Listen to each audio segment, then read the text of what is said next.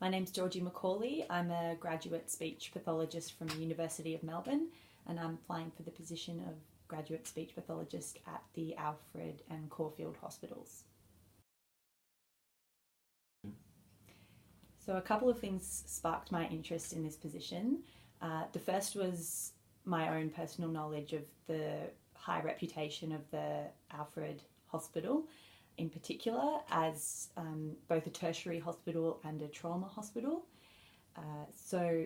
this is exciting because I know that I'll be receiving really high quality level of teaching and that I could contribute to some really complex and interesting cases that come through the hospital. I was particularly interested in the Caulfield Hospital rotation because my placements, which have been with older adults, have been really interesting, and that's an area I'd like to work in the future. So two things make me the standout applicant for this position. The first is my experience and background in the performing arts. So I worked as a collaborator and a performer for many years after finishing my first degree in performing arts.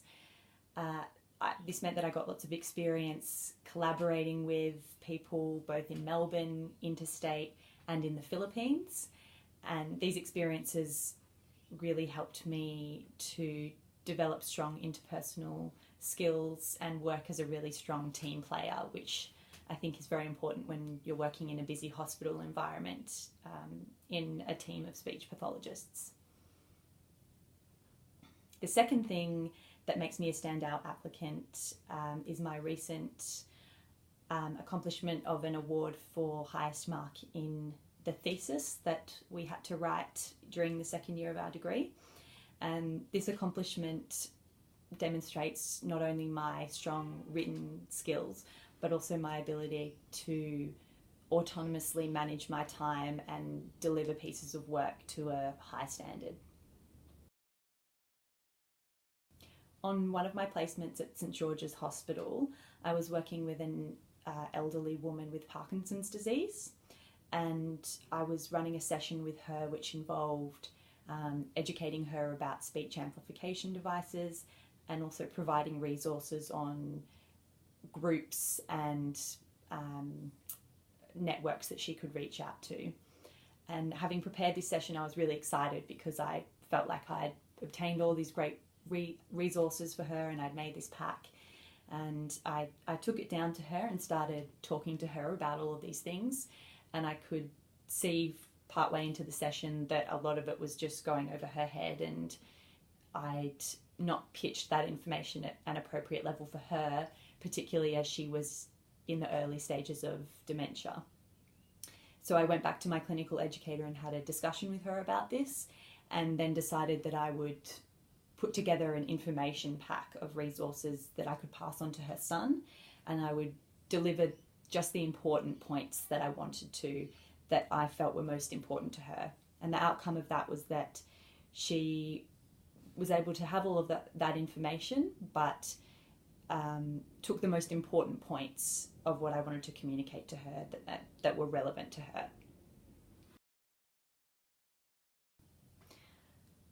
On my first adult placement at the Royal Melbourne Hospital in the rehabilitation centre, I was working with a man who had quite severe global aphasia, and